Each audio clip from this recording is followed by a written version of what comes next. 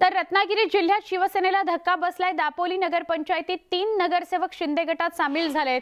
शिवसेनेचे आमदार योगेश कदम यांच्यासह दापोलीतील नगरसेवकांनी मुख्यमंत्री एकनाथ शिंदे यांची भेट घेतली।